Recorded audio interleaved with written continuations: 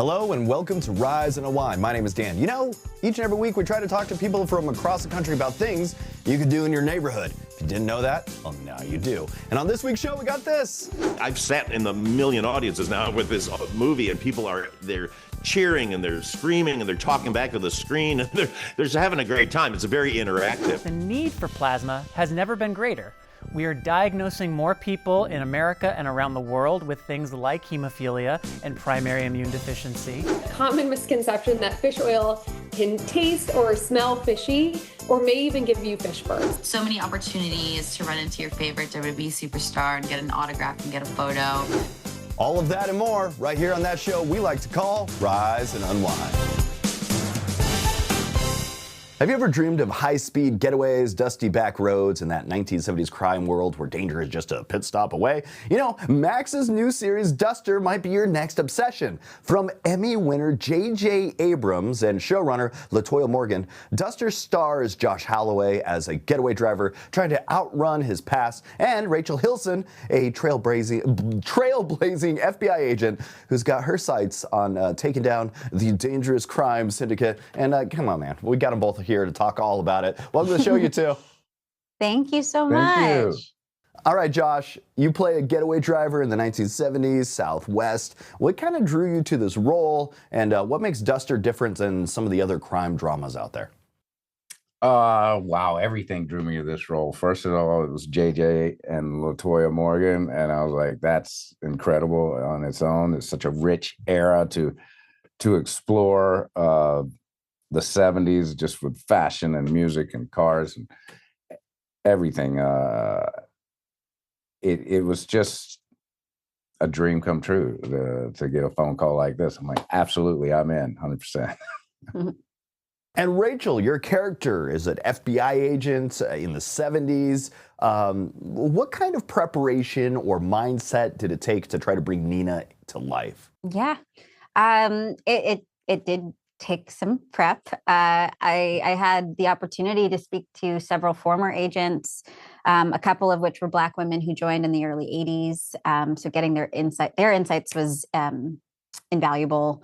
I read a bunch of books. I watched a bunch of movies, read all about Nixon and the Panthers just before and their their conflicts with the FBI and the Black community's conflicts with the FBI, and just sort of tried to get a well-rounded picture of where I was coming from and where I was in 1972.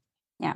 And there's a heck of a lot of grit and style in the show. What kind of world are viewers stepping into when they pretty much hit play on this? Wow. It's kind of like a modern Western. It feels like it's like this.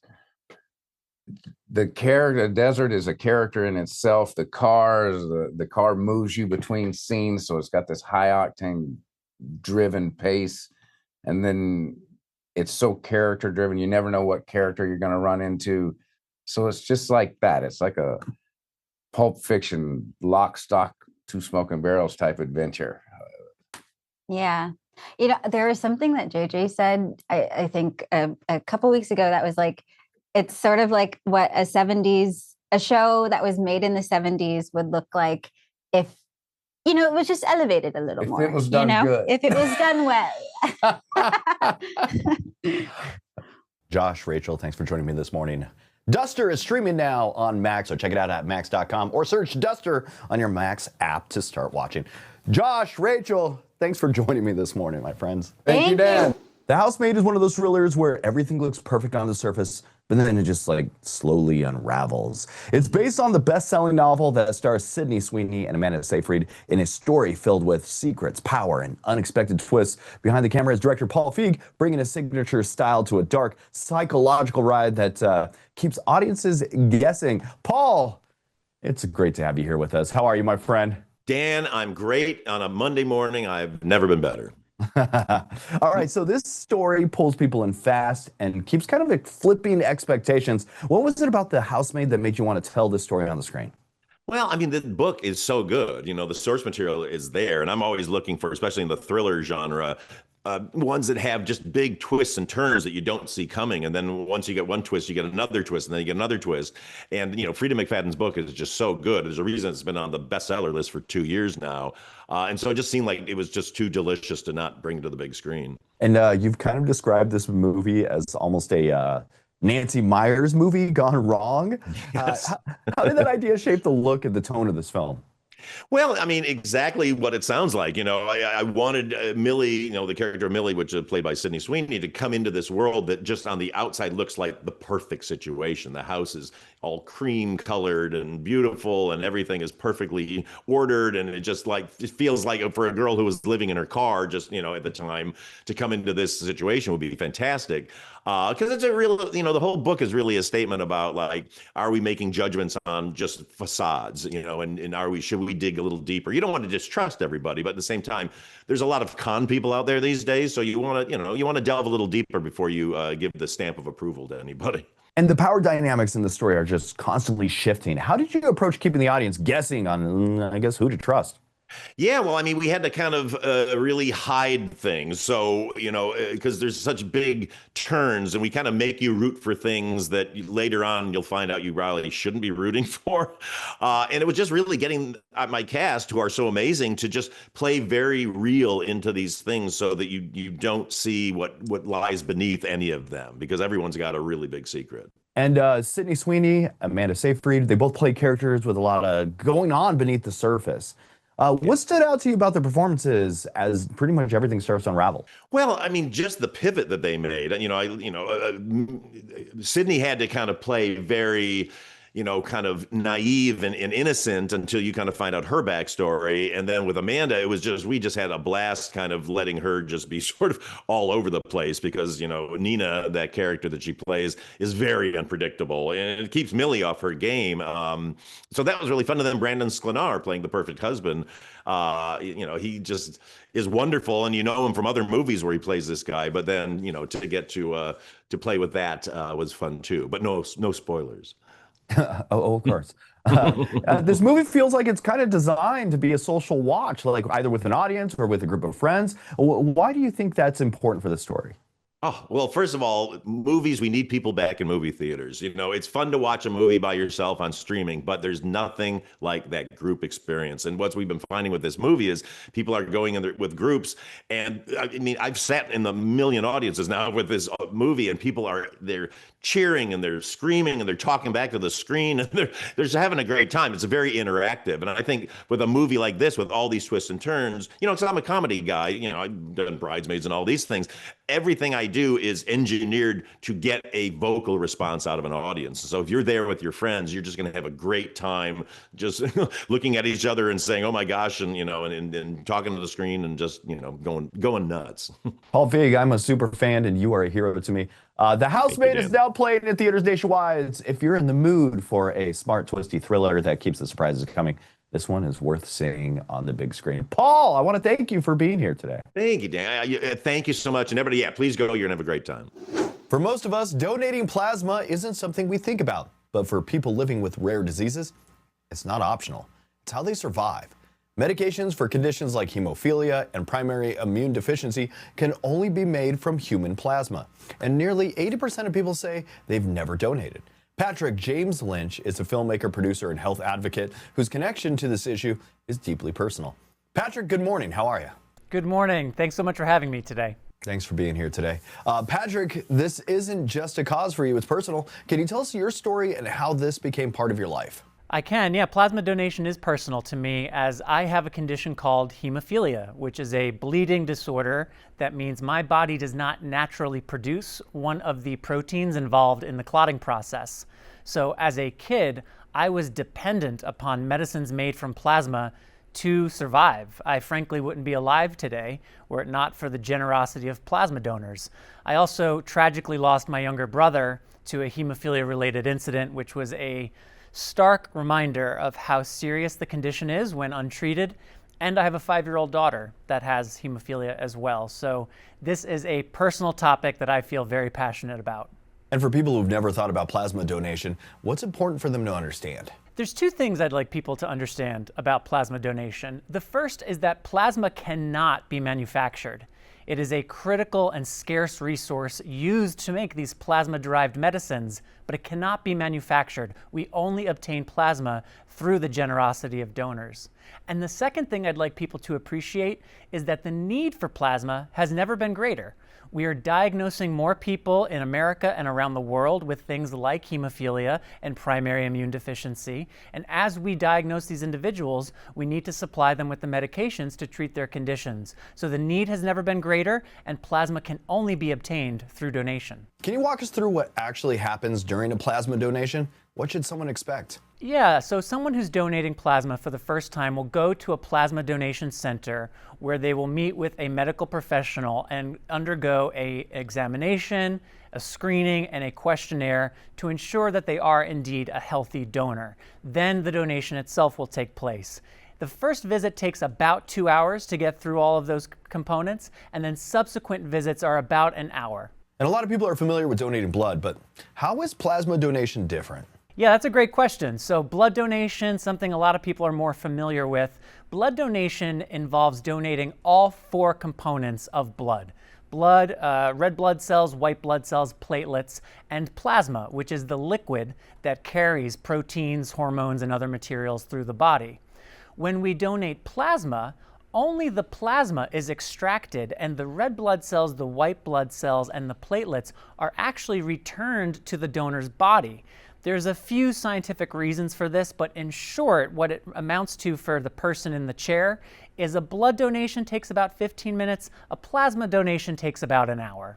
If somebody's watching and thinking, maybe I could do this, where should they start? Great question. BioLifePlasma.com is where people can go to learn more about plasma donation, the process itself, as well as where they can go to find a center near them. BioLifePlasma.com. Patrick James Lynch, I really want to thank you for joining us today. Thank you for having me. I appreciate it.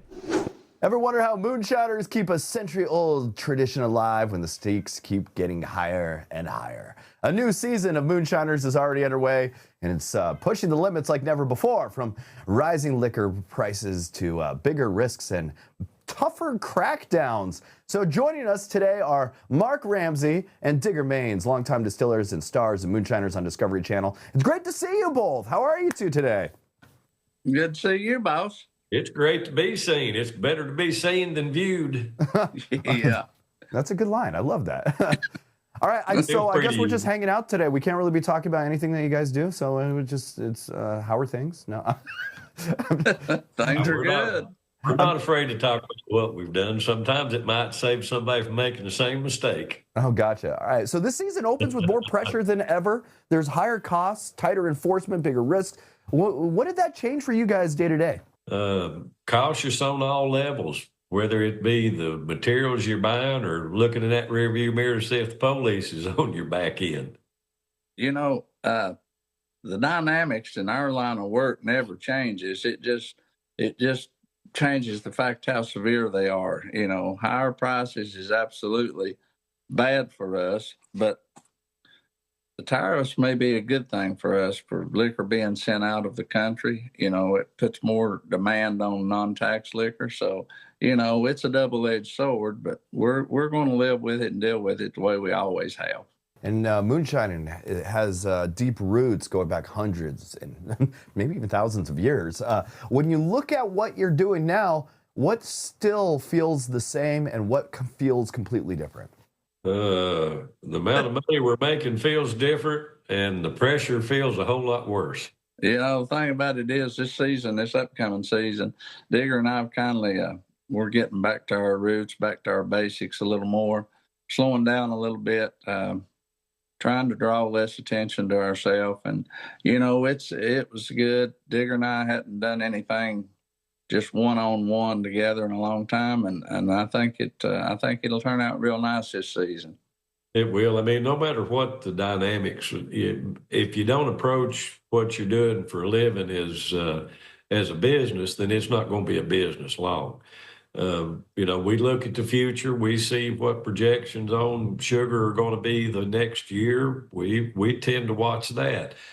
See where you can get the biggest value, and you can pass that value on to your customers and still make your profit margin handsome. And there's a real sense this season of deciding how far is too far. Were there moments that you honestly questioned whether it was worth continuing? Oh, absolutely. Just about every day, right? About every day, yeah. It every day brings its own set of challenges, and I think that's one reason that Digger and I are both attracted to this business so much, and the fact that we just love the heritage of it. Our forefathers done it. When the immigrants, the Scotch Irish and the Black Dutch came to this country, not only did they bring their couches and their tables and their furniture, they brought their liquor stills, and maybe we owe all of this to them. And viewers see the danger and the drama, but they also see the craftsmanship. What do you wish people would better understand about the skill behind what you do? Well, it should be their way of doing life in whatever their vocation is. Whether you're digging taters or making liquor, do the best you possibly can at it. And if anybody around you needs a little help, be the first one to extend that hand. That's what's kept this craft alive. We're blessed in the place where we live and the area we grew up in, and people grew up here helping each other, and we like to continue that. And that's the way it's going to stay as far as I'm concerned. But it is a business. We do have to make a living. And but all in all, it's a good life. It's been a wonderful ride. And you guys are the experts. For those that are amateurs or inspired by what you do, what are some of the do's or don'ts or warning signs or say, hell no, don't do this type of things that you could say to somebody that might be interested in jumping in and maybe trying something like this themselves? Not to try to influence anyway. I don't know where you'd start with all the don'ts. There's a lot of those. It's like any other hobby. And that's all it's going to be anymore, because the days of huge liquor production, they've about dwindled out on the untaxed side. It's just a way to share camaraderie anymore. The beautiful thing about this show we're doing, we've been blessed to be involved in this part of the Appalachian heritage. And I appreciate the fact that folks want to look into it and see what we've lived through all our lives. The advice I give anybody, if you want to make you a little bit of liquor, get busy, do it. If it's something you enjoy, keep at it, because you're going to make a lot of terrible liquor. Digger and I have made a ton of terrible, terrible liquor. And, it comes with practice. And every now and then, you'll still make a terrible run of liquor. But I recommend it. Try it. If you like it, keep it up. If you don't, move on. It is. It's a lot of fun. Mark Digger, I want to thank you too for joining me today. You can always catch new episodes of Moonshiners now airing on Discovery Channel, and follow the season as it unfolds with even higher stakes and deeper tradition. Hey, I want to thank you too for joining me today. Thank you, sir. Have a blessed day. More than 80% of Americans are falling short on a nutrient their bodies can't even make on their own. And it may be happening even if you eat pretty healthy. With Omega-3 Day coming up on March 3rd, we're looking at why so many people are missing omega-3s and what that could mean for their overall health. Joining us this morning is Kate Turner, registered dietitian and head of consumer education at Nordic Naturals. Welcome, Kate. Thank you so much for having me. Kate, why are so many Americans falling short on omega-3s, even the people that try to eat pretty healthy? So it's a great question. And like you said, more than 80% of Americans aren't getting enough omega-3s to their diet. We're just not consuming enough omega-3 rich foods. For example, you would need to eat 3 ounces of salmon every single day or 76,000 chia seeds each day to get a common daily serving of 1,000 milligrams of EPA and DHA, which are the omega-3s our bodies need.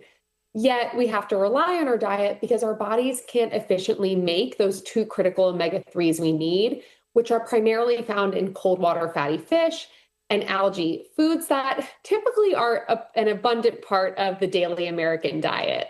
Now, we often hear about omega-3s and heart health, but the benefits go beyond that. What are some of the other surprising ways they support the body?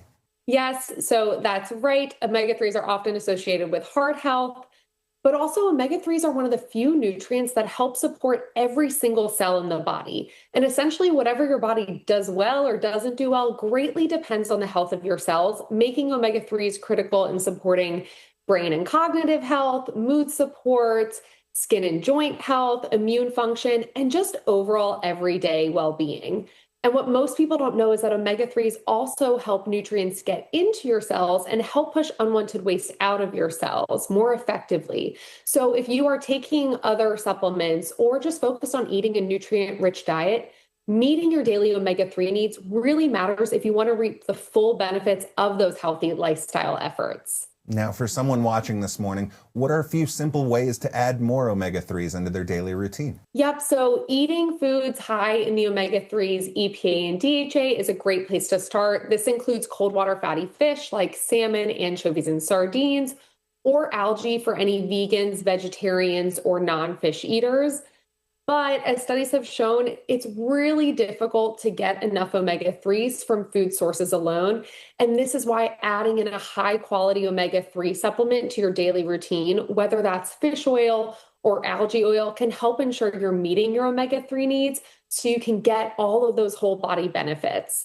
Nordic Naturals offers omega-3s in liquid, capsule, and even gummy forms, making it easy for every stage of life and preference. If someone's considering a supplement, what should they be looking for to make sure they're choosing a quality option? Yep. So first, I always like to start with the common misconception that fish oil can taste or smell fishy or may even give you fish burps. Now, if you've experienced that, it means that the fish oil you took was exposed to oxygen, making it go rancid and giving you that awful experience. Nordic Naturals takes extra steps in our manufacturing process to avoid that. And that's why when choosing a supplement, you want to choose a trusted brand whose products are research-backed and third-party tested. And Nordic Naturals also offers a convenient certificate of analysis so you can verify the strength, purity, and freshness of each product. Finally, where can our viewers go for more information? They can head to nordic.com, where we have helpful educational resources and convenient shopping options, as well as many of our products are available in retail stores nationwide. Kate, thank you so much for joining us today. Thanks so much for having me. WrestleMania is already one of the biggest events in sports entertainment, and this year it's turning into an entire week-long takeover in Las Vegas. From SmackDown to Raw to the massive two-night WrestleMania at Allegiant Stadium, fans are getting more action than ever. So joining us now is WWE superstar Liv Morgan, champion, rule breaker, and one of the most dangerous competitors in the game. Welcome to the show, Liv. How are you? Oh, thank you. I love that introduction. Thank you. I'm doing well. I woke up the greatest Royal Rumble winner of all time. So I have no complaints, All right. Congratulations to you. You've been kicking butt, both literally and figuratively. WrestleMania 42 just got even bigger with SmackDown and Raw added to the week. What does it mean to be part of an entire WrestleMania week instead of just one night? Yeah, so WrestleMania week is always chaotic in the best way. We have Friday Night SmackDown, as you said, Monday Night Raw. We have the WWE Hall of Fame ceremony where Stephanie McMahon's going to be inducted into the Hall of Fame. So iconic. And then we have our 2-day spectacle of WrestleMania. It is a very busy week, but it is so worth it. There is so much connection with the WWE universe. So many opportunities to run into your favorite WWE superstar and get an autograph and get a photo. Giving back to the WWE Universe and the community of Las Vegas for so graciously hosting us in our second year of WrestleMania there. Last year we had our most successful WrestleMania of all time in Las Vegas as far as attendance and viewership. And so we are excited to run it back and do it bigger and better than ever. You've had some massive moments in your career. Money in the Bank, championship wins, the Revenge Tour. When you look at this year's WrestleMania season, where does that rank for you personally? Ooh, well, I think for me, it might end up ranking as number one because after 11 years of hard work and dedication, I've finally certified myself a spot in the WrestleMania event. Which day, I don't know, but it doesn't matter because I'm going to walk out a champion. And so I'm super excited. Okay, and Backlash is coming up in Tampa in May, and it's the first premium live event after WrestleMania. How does the energy shift after WrestleMania, and why should fans expect fireworks at Backlash? Yeah, so WrestleMania to me kind of signifies the start of the wrestling new year. We work all year to lead into WrestleMania, to tell these stories and have these matches at WrestleMania. And once it's done, it kind of feels like a reset. So Backlash being the first PLE in the wrestling new year, as far as I'm concerned, in Tampa, where I'm currently from. So I kind of feel like the hometown hero walking in a brand new champion. So you can expect excitement, chaos, and I'm known to be a little bit messy. So you can expect a mess. All right, some fans love you, some fans love to hate you. Either way, they're watching, but how do you channel that reaction when you step into the ring? Kind of exactly what you said. You know, they either love to hate me or hate to love me, and I welcome and appreciate it all because I don't really care what you think about me, respectfully. You know, it is what it is, and I'm going to do the same thing that I do regardless. But I appreciate the noise. Everything that we do is for the audience and for their energy. So whether they're cheering or booing me, I appreciate it nonetheless. Maybe you should challenge some of them to the ring themselves. They can't handle me. Are you kidding me?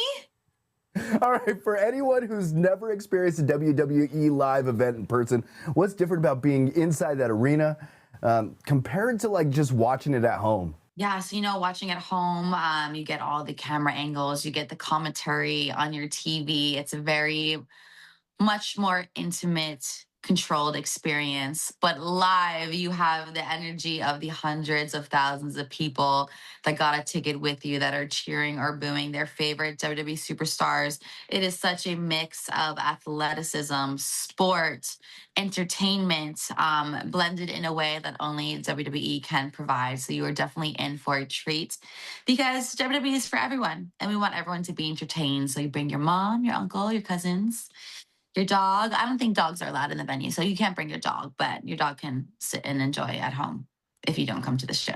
But I recommend coming to the show.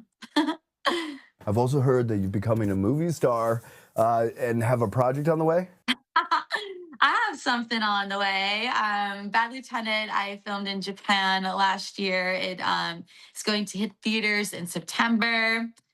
I was very excited about the project. I learned a lot, and I feel better after the fact, having the experience. I was lucky to be in the room with all of these incredibly talented veterans of the film industry. And the WWE audience is going to see me in a way that I think perhaps they never thought they'd see me. So I would tune in. Liv Morgan, I want to thank you for joining me today. WrestleMania 42 takes over Las Vegas April 18th and 19th at Allegiant Stadium, with SmackDown on April 17th and Raw on April 20th at the T-Mobile Arena. And WWE Backlash heads to Tampa on May 9th. You can get your tickets and full event details at WWE.com. Liv, I want to thank you for hanging out with me today.